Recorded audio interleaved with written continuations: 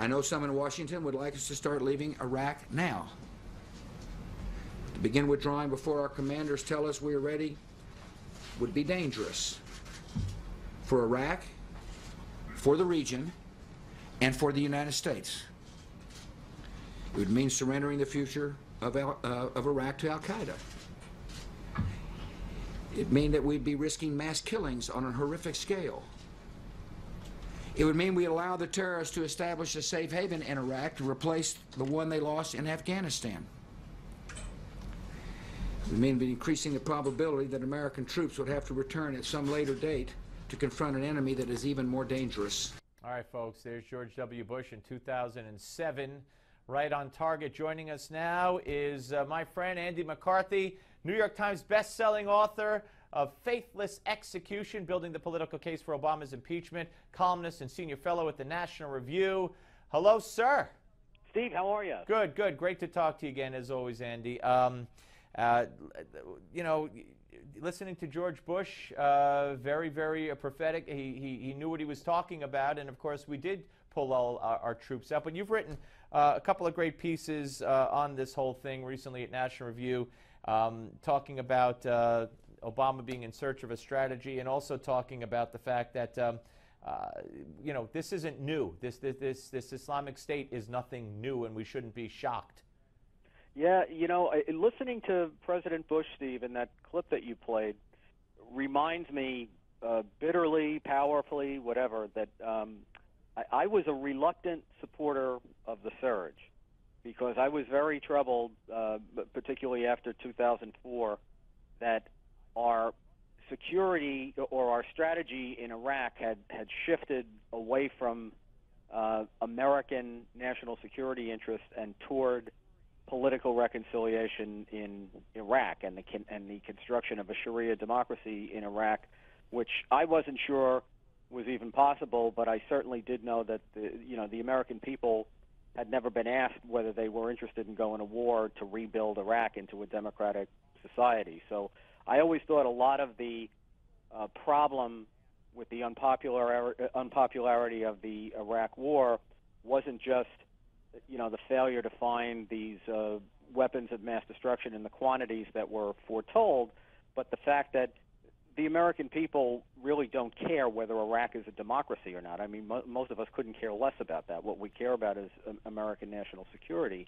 And even though I had misgivings, I supported the surge for the same reason I supported the invasion of Afghanistan, which is we learned leading up to and on 9/11 that you can't give this jihadist terror network safe haven to plan and plot against the United States. And I think the surge was successful in routing the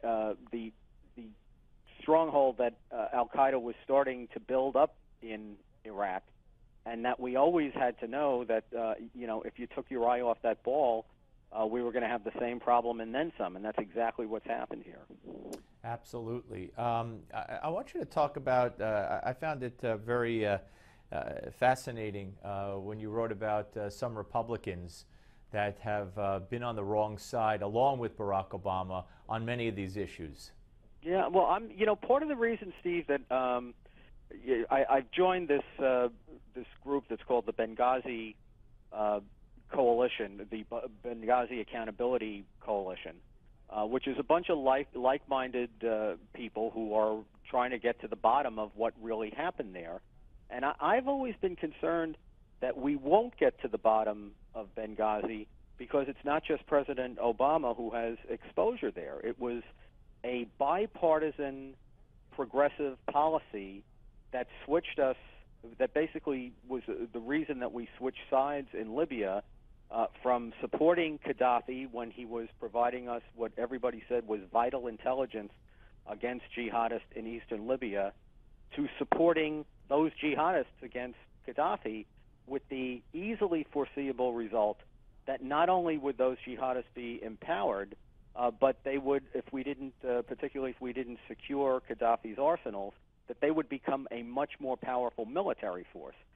And that is precisely what's happened. Absolutely. And that is not just an Obama policy. That's this is a policy that was supported by top Republicans, particularly the McCain wing in the Senate, which is under this delusion that if we partner or ally with Islamic supremacists, that they'll learn to like us better, that we'll be able to, function in the world more easily and with less strife than them. And it makes me wonder, having been in this, really in this war since 1993, the enemy's been fighting it like a war from the beginning. It makes you wonder if we've learned anything, because what the Islamic supremacists, whether it's the Blind Sheikh or bin Laden or Hezbollah or what have you, what they've always said is that, and what they've always shown, is that displays of civility are taken as signs of weakness. And what bin Laden always said, of course, was famously, when you see the strong horse and the weak horse, the people will go for the strong horse. So, when we try to accommodate these guys, that doesn't lay the groundwork for a new world order. It's as Don Rumsfeld used to say, it's a case of weakness is provocative. Absolutely. No, and that's very unfortunate. Before I ask you about this being the anniversary of 9/11, yet another anniversary coming up, what do you expect? What would the president have to say? Well, if you could write his speech, what would you want him to say on Wednesday night about what we're going to do against ISIS? Yeah, Steve, I hate to say this, but I think we've gotten to a point where it really doesn't matter what Obama says, because you can't rely on the fact that what he says on Wednesday will be the same thing he's saying on Thursday. It's true. It's sad, but it's very true. Yeah, so I really think that at this point, statements from Obama are not enough. We have to, whatever statements he makes has to be coupled with purposeful action. And frankly, my hope for the country, and this is a dim hope, but at least it's something, is that we can ride out the next year and a half, 2 years, without Obama doing too much damage. That at least our political system will work enough that popular pressure will put, or popular will put pressure on Washington to arrive at least some of the right policies. So, for example, Obama's now caved on this immigration thing, at least for now. And the reason is obvious, that it'll be a catastrophe for them in the run-up to the election. Right.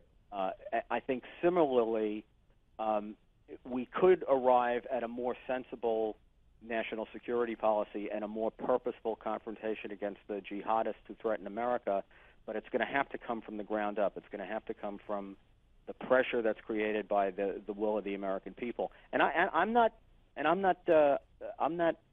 pessimistic about that. I remember you and I out there in front of that courthouse protesting the idea of bringing Khalid Sheikh Mohammed there and proving that political pressure works, even when the Democrats controlled the White House, the Justice Department, the Senate, the House, and everything else. So it can work, but you have to engage people in the idea that their national security really does hinge on decimating this group, and not decimating it politically the way Obama has claimed to have done numerous times. I mean, really substantively having a sensible policy that does real damage to it. At the possible expense of talking about 9/11, you and I were chatting before. The Ravens have terminated the contract of Ray Rice, and you brought up a very interesting point. I mean, what has changed since the time that they penalized him by the NFL? The Ravens knew about all this. Everybody knew about all this. What's changed is TMZ released the inside the elevator punch that knocked out his then fiance, and that's pretty startling, isn't it? Sure is. It really is. The old saying that a picture is worth 1,000 words is really not trite. It's not only true. It tells us a lot about human nature, because really everything that's on that tape we knew happened already, except it used to be a product of the imagination, wondering exactly how it happened, and now we see it in startling film footage, and it obviously has much more impact and is much more horrifying than the verbal description of it. And the NFL, I think, is pretty embarrassed about the way they've handled it. Now, just quickly, I mean, the cops had to have seen this, right? I mean, they didn't charge him, they didn't put him in jail. They let him, get away with that. So they had to have seen it. I mean, the hotel would have had to hand it over to the cops, right? Right. All right. Yeah, but that wouldn't. You're right, but that wouldn't give the NFL the right to it. Now, I don't. No. The NFL claimed today that they did not see it until today. So I'm just saying. I just want to make clear, at least, that legally, as far as you are concerned, the cops have seen this already and decided not to push him to serve jail time. Right. Yeah, I think that's exactly right. But also, Steve, that means they have to judge Ray Rice, unfortunately, against every other defendant. And I'll tell you, there were numerous of them who were engaged in the same thing. Yes, so it seems horrifying to us because he's a high-profile guy, but unfortunately, I wish this conduct was more aberrational. Andy, always great to talk to you, sir. We'll speak to you soon. Thank you. Thanks, Steve. Andy McCarthy, ladies and gentlemen. We're coming back. Give Me 5 is next.